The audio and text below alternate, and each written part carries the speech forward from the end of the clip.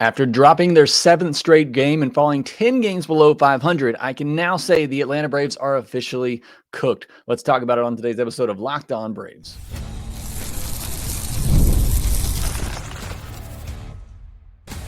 You are Locked On Braves, your daily Atlanta Braves podcast, part of the Locked On Podcast Network, your team every day. Hey, and welcome back to Locked On Braves, part of Locked On Sports Atlanta, where we cover your favorite Atlanta sports teams each and every day. I'm your host, Jake Mastroianni. You can follow me on social media at shorts.ball. Check out the podcast there at LockedOn_Braves on X and Locked On Braves on Instagram. If you're new and watching this on YouTube, please do me a huge favor. Hit that subscribe button, hit the thumbs up button, and leave me a comment down below. And if you're listening on the audio version, you can help out by leaving me a 5-star review on Apple, Spotify, or wherever you get your podcast. Thanks so much for making Locked On Braves your first listen of each and every day. And thanks to all my everydayers out there continuing to tune in despite what is happening on the field. Thank you so much for your support here at Locked On Braves. Today's episode, we're going to talk about what happened over the weekend in San Francisco. The Atlanta Braves continuing a losing streak. Are they officially done? Yes, spoiler alert. I think they are. Today's episode is brought to you by Gametime. Download the Gametime app, create an account, and use code LOCKEDONMLB for $20 off your first purchase. Also want to get into later in the episode, talk about the Craig Kimbrel situation, because it's just odd and it's a bad look for an organization that doesn't need any more bad looks right now. So we'll talk about that at the end of the episode, but got to start with what happened in San Francisco, where they got swept by the Giants. All of them were one-run games. Two of them, they got walked off in, one of them in extra innings, and they've now lost 7 games in a row. And again, doing it in just brutal, painful fashion for fans. And it doesn't matter in the end. It's a loss is a loss, but they don't all feel different. And obviously the one that they blew against the Diamondbacks, that one feels different. And I said at that time that this team could either go one way or the other. Either they can continue to, play the way that they have been, continue to lose these tight games, or they do see it as rock bottom and they see it as a wake-up call and they turn things around. Well, they didn't turn things around in San Francisco. In fact, it just got even worse and even more painful with the way that they lost, losing Friday night's game on a wild pitch, losing Saturday's game on a walk-off 2-run homer, and then Sundays with just your run-of-the-mill 1-run loss. Nothing real dramatic about that. In the last 5 losses they've had, though, they've all been 1-run games. And the Braves have now lost 10 straight 1-run games. They are 5-14 in 1-run games since the start of May, and they're 9-19 in 1-run games overall. So they actually started out, fine in 1-run games, about 500, which is about what you would expect for that stat. But now they are 9-19 in 1-run games. And I think that's part of what makes this so extra painful for Braves fans is that, one, expectations were high. This was a World Series caliber team. They had the second or third best World Series odds coming into the year. They had everybody back healthy. There was a lot of expectations put on this team, even with the holes that they had. And we knew that there were some holes in the bullpen specifically of this team coming in, and that has definitely hurt them. But even with that, this was still a good roster and a good lineup capable of winning a lot of games, in my opinion. And an opinion of most people out there who predicted the Braves to win a lot of games and get to the postseason. So that doesn't explain everything. And again, it also just makes it, I think, more painful for us as fans that was the expectation. And now you're losing all these games and you're losing them so closely. It would be different if you were a White Sox fan and you were losing all of these games and that was kind of expected and you're mostly getting blown out in all of them. But for a team that had such expectations and you're losing all of these close games that are coin flip games that you could say, if one thing went our way here or there, we win this game. And this record looks a lot different, but it doesn't because those coin flip games haven't gone our way. And at some point that comes back on the players. It's not just a thing of luck. Even Snicker said it the other day, we have to start making our own luck. And so far this Braves team has not done that. And again, it just makes it even more painful when you had the expectation to win a lot of games and you're losing a bunch and they're all so close. I mean, at some point you'd rather just lose by 3 or 4 runs than have all these 1-run games. You'd rather win by 3 or 4 runs, but it's just the way that the Braves are doing it and how they just continue to make it even more painful is what really hurts as a fan. The Braves are 27-37 overall. They're 14 games back in the NL East. That is completely done. They're 9.5 games back in the wild card with 5 teams ahead of them. That feels completely done. I mean, you're almost 10 games back of a playoff spot as we're approaching the middle of June. Not quite there yet, but this team feels done. They feel absolutely cooked at this point. If you've been waiting for me to say that, here I am saying it. And even then, I still have some reservations. But this team is cooked. I don't know how they come back from this. I don't know how a team comes back from the level of disappointment that they have experienced through this part of the season. Now, Mark Bowman, in one of his latest articles on MLB.com, he pointed out that it's been done before. The 2005 Astros were 26-38. Before they came back and ended up reaching the World Series. The 1914 Braves were 27-37. He also mentioned the 81 Royals, but that was a bit of a different situation where they had the first half and second half winners make the postseason.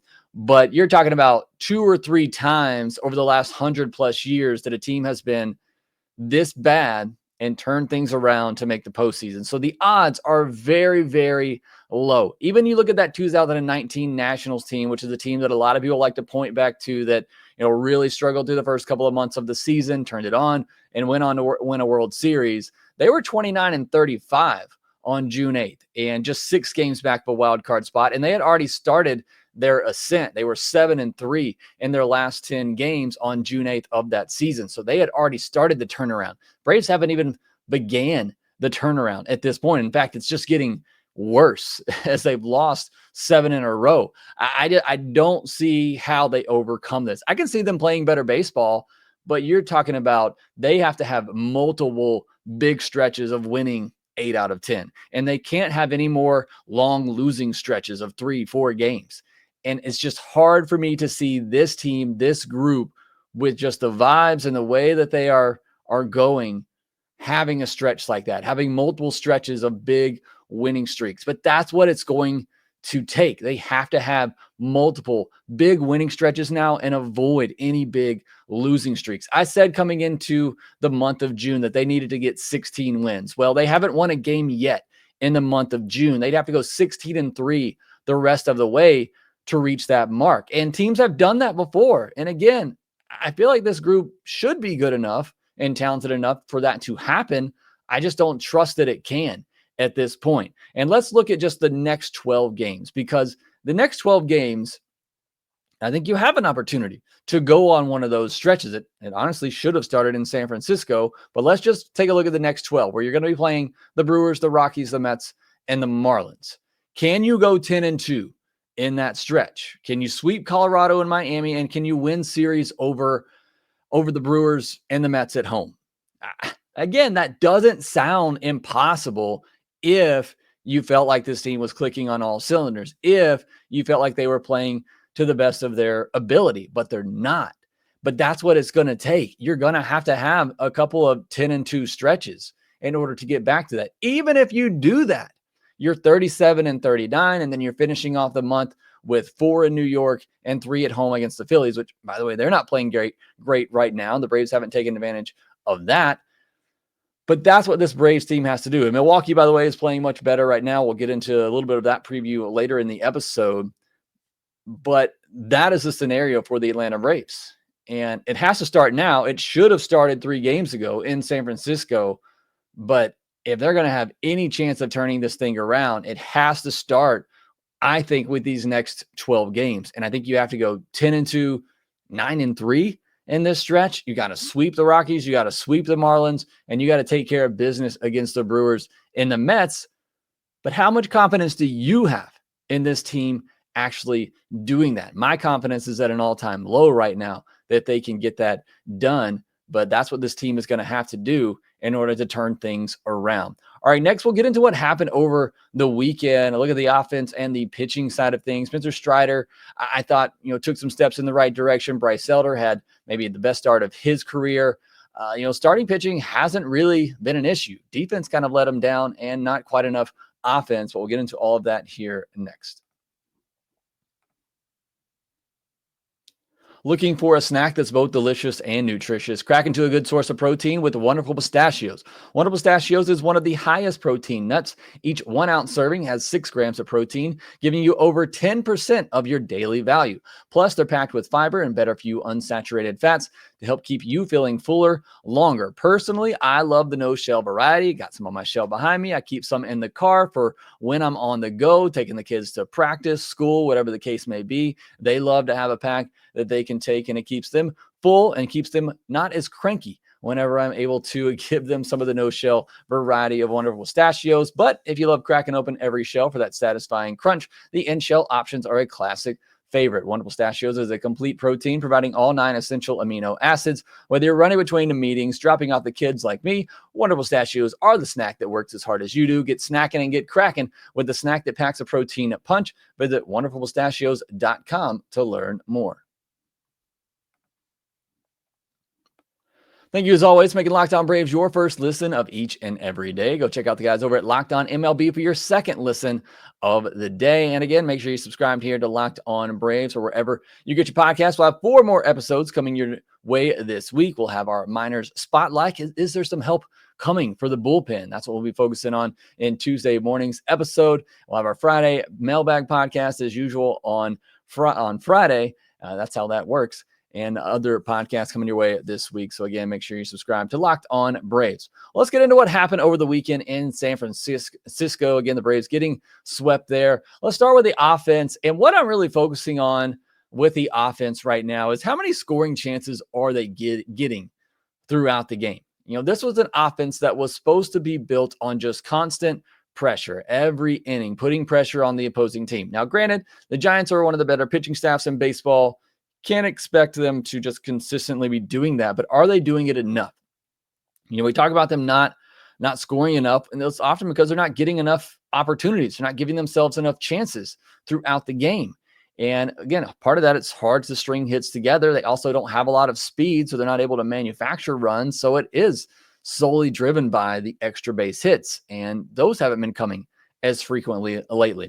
You look at Friday, 4 runs, 6 hits, 7 walks, but they did have 10 strikeouts. Every starter had a hit or a walk in this one. But here's the problem, and you're going to see it throughout this series. 1 for 9 with runners in scoring position. They only had 1 extra base hit, and it was a big home run by Matt Olson to tie the game up. Michael Harris did have a big 2-out RBI, but you look at this one, and you had 4 chances to score in this one. The 4th inning, you had a hit by pitch, walk, but then you had a strikeout, a sac fly, an RBI hit, and a ground out. A few aggressive sins by Freddie Gonzalez, by the way, on Olson and Ozuna. Ozuna, a bit of a scary collision at home plate there, but he was okay. The 5th inning, you had a leadoff walk for Ronnie and a 1-out walk for Olson, but then you had a ground out by Ozuna and a fly out by Ozzie. The 6th inning, you had 2 on, 2 out for Ronnie, who struck out. He's been striking out a little too much here lately. Still getting on base, certainly not complaining about Ronnie. He's not the issue, but the strikeouts have been a bit of a concern here lately. In the 7th, you had a single and a homer, and then the 10th, you obviously get the ghost runner. Ozzie moved him over, but Eli White, who has really been struggling since he's lost that everyday playing time, and even partially while he was still playing every day, unable to bring him in, end up loading the bases for Luke Williams, who grounds out, and the Braves aren't able to get it done. So you had pressures in 5 out of 10 innings in this one, including the extra inning where you get the ghost runner. So that's not bad. It's really just 1 for 9 with runners in scoring position. In Friday night's game, I think you really put on the defense, which we'll talk about in a minute.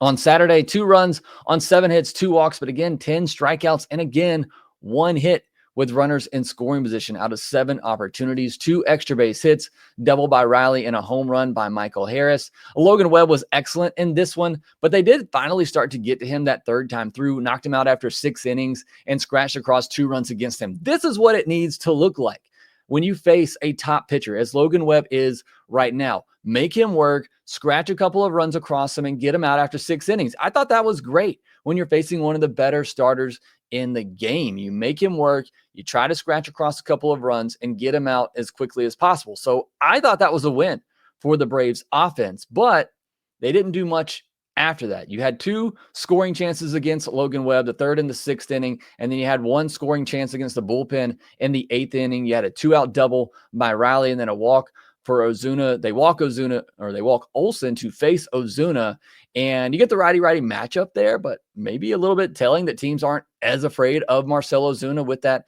hip injury that might be taking away some of his power. But either way, it works out. Ozuna unable to come through there.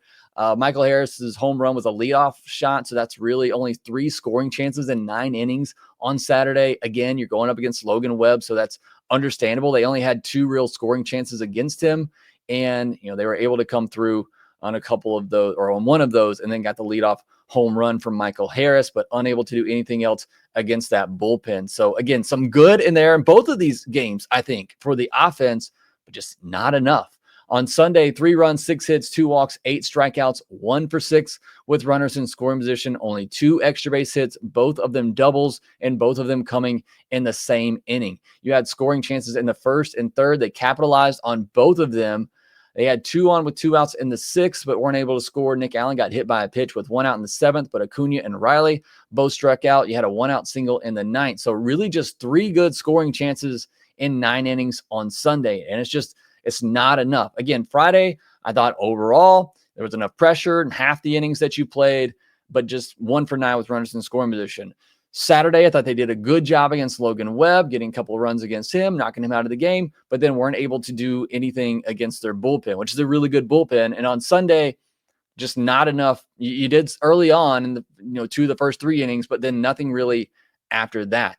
And again, it's part of this offense. There's just not enough happening from beginning to end. There's a few chances here or there, and if you're not capitalizing on those, there's nothing for this offense to get going. And they just have to do more. They have to do a better job of putting pressure on every inning.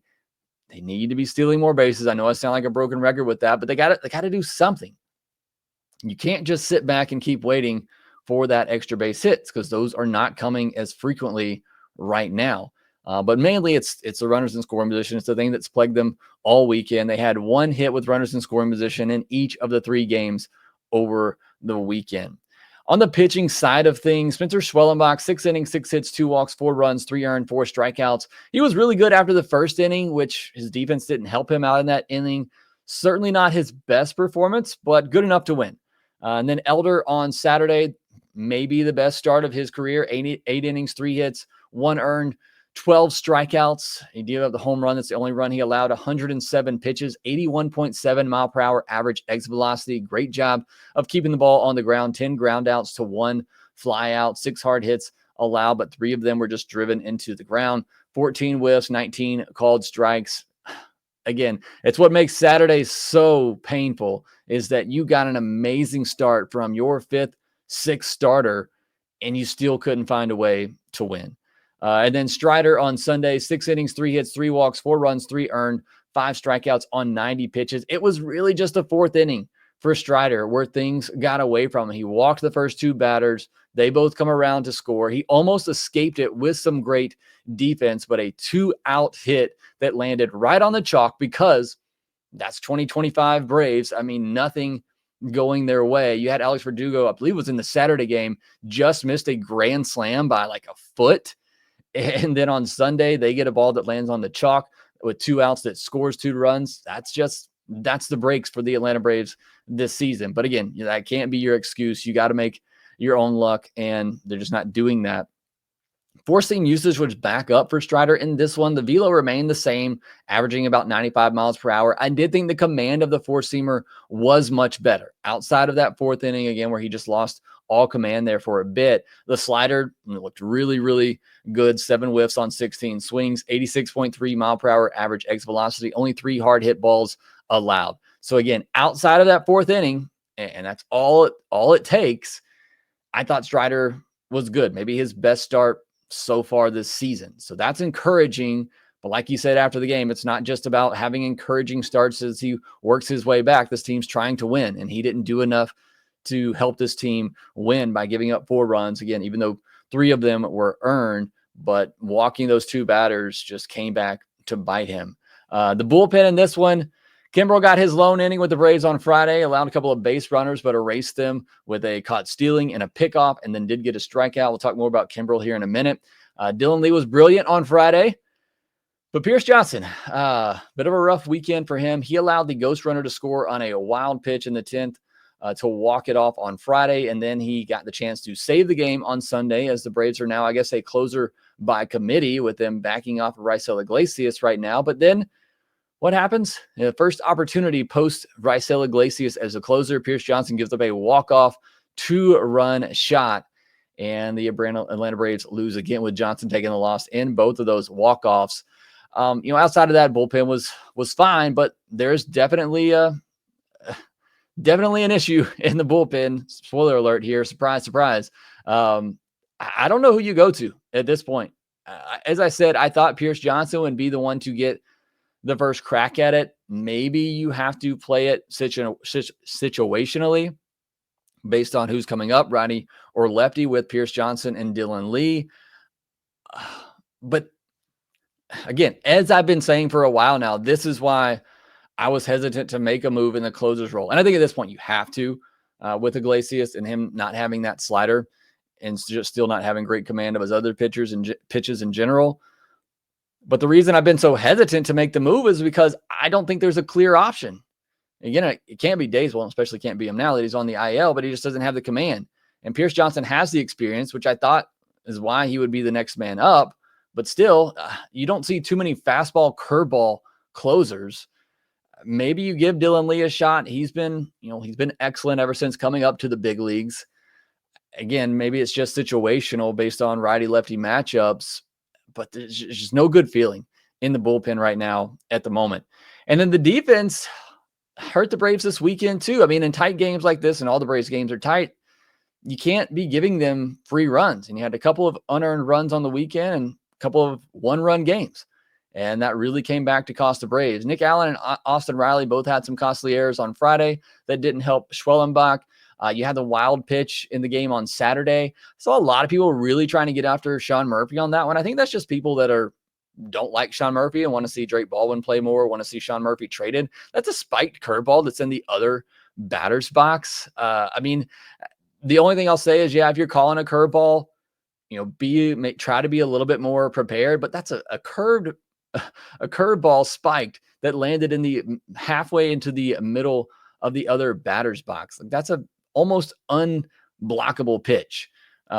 But either way, defense not helping there. And then on Sunday, you had a great diving catch by Ronald. I mean, I did not think he was going to get to that. He laid out. I held my breath. He was okay, but a great diving catch by him. And then you had a great barehanded play on the next batter by Austin Riley. And all of a sudden, it looks like Strider's going to get out of that inning. And then you have the double, the ball that lands right on the chalk down the right field line. And then you have a big error, costly error by Ozzie. It looks like Strider's going to get out of the inning, have the game tied, but Ozzie kicks a ball and allows the runner to come around and score all the way from second, and that was your ball game. So defense really hurting them in this one too, leading to a couple of unearned runs in some one-run games. So you saw some great defense. You also saw some bad defense that became pretty costly for the Braves over the weekend in San Francisco. We'll try to clean all of that up now as they go to Milwaukee to face a team that is really hot. We'll talk about that, but also we'll get into this Craig Kimbrel situation. Feels like a bad look for the franchise. We'll discuss that here next. Have you ever decided at the last minute to head to a ball game with friends or family? Maybe it's game day and you suddenly realize you want to be in the stands. That's exactly where Gametime comes in. It's the easiest way to grab last minute tickets without the stress. With the money you save on tickets, you can splurge on food, drinks, merch, or even invite a bigger group to come with you. Gametime makes it all possible. Gametime makes buying tickets fast and simple. Prizes on the app actually drop the closer you get to first pitch. And they've got incredible last-minute deals, clear seat views, and a lowest price guarantee that takes the worry out of buying. Gametime is the official ticketing partner of Locked On MLB, making it easy to browse the app for an exciting upcoming Braves game. And tickets might be getting even cheaper for Braves games the way that they're playing. I'm going to be in attendance this upcoming weekend, so looking forward to that, but also looking to take my kids and some of my nephews to a game soon, so I'll be checking out the Gametime app for that to get the best deals. Take the guesswork out of buying tickets with Gametime. Download the Gametime app, create an account, use code LOCKEDONMLB for $20 off your first purchase. Terms apply. Again, create an account and redeem code LOCKEDONMLB for $20 off. Download the Gametime app today. Last minute tickets, lowest price guaranteed. So a little bit of news from over the weekend, and one that I think caught a lot of people off guard, myself included, as the Braves decided to DFA Craig Kimbrel after giving him one appearance on Friday night. Granted, a scoreless appearance, even though he did allow a couple of base runners. And I think this rubbed a lot of fans the wrong way. And let's get one thing clear. And I've said this multiple times when I've been asked the question, where is Craig Kimbrel? Why are they not giving Kimbrel a chance? And I maintained all along that I don't think he's the answer. And I don't think the Braves believe the stuff is good enough for him to be at the big league level right now. So let's understand that first. However, is he really that worse than Rafael Montero? Is he really that bad that you couldn't keep him in the bullpen? Is he really worse than Austin Cox, who you called up to replace him? Is he really worse than Jose Ruiz, who you acquired to ultimately get that spot? It's just hard for me to believe that Kimbrel's any worse than those guys, that you couldn't at least keep him around and give him a longer look than you did. Again, the results at Gwinnett were great. I understand the stuff is not there. The fastball velocity is certainly not there, but the results were there at Gwinnett. And even in his one inning on Friday, yeah, he allowed a couple of base runners, but it was a scoreless frame and he had a strikeout in there.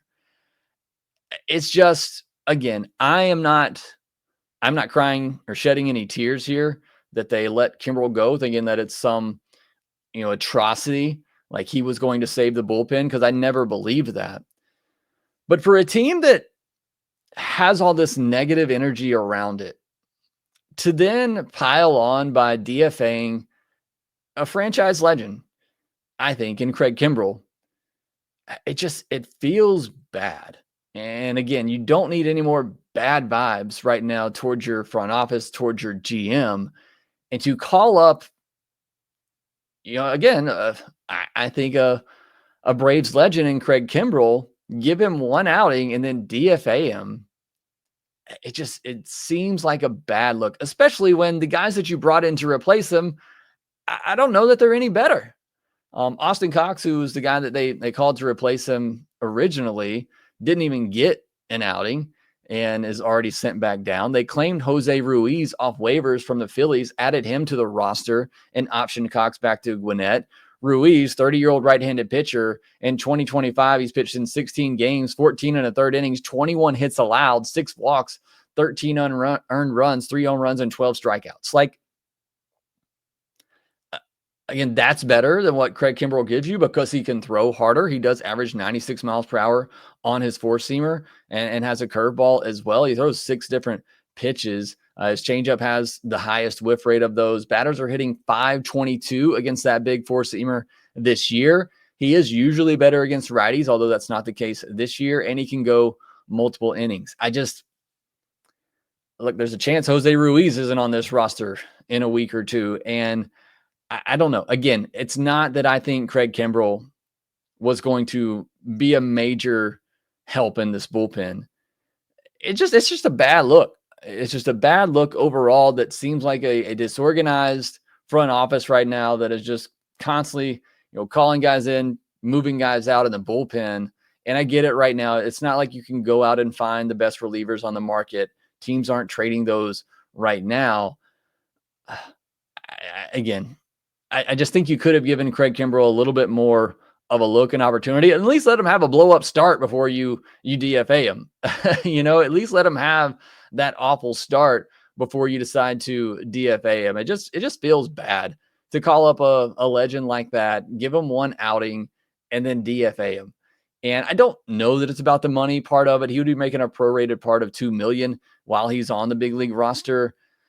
It's just, I don't know. It's another series of just really weird and questionable moves by this front office so far this season. Got to also mention that Snit got thrown out of a game. You've all been wanting to see a fired up Brian Snitker, you got it on Saturday, and Michael Harris followed that up with a home run right after. So maybe it does work. He has to get thrown out of every game to see if the Braves can score right after that. But good to see a fired up Brian Snitker there and see him actually, get out of the dugout and say something to the umpire. I don't know what that means in the grand scheme of things, but if you were one of those who wanted to see something from Snit, you at least got it on Saturday's game. Some news from around the league. Corbin Burns undergoing Tommy John surgery. Hate to hear that. And the Orioles picked up Scott Blewett for cash from the Atlanta Braves. Now, they will be taking on the Milwaukee Brewers next. The Brewers have been playing some really good baseball here as of late, so don't love to hear that as the Braves come in, but I guess maybe it's better than playing all these teams that are struggling coming in. The Brewers are 35-31 on the season. They're 7-3 in their last 10 games with a plus 23 run differential. So that's what the Braves have to look forward to this upcoming week. Looking at the pitching matchups for this series, you have Chris Sale going against Aaron Savali. So that feels like a good matchup for the Braves. You can't keep wasting these great Chris Sale starts. Hopefully you get another one.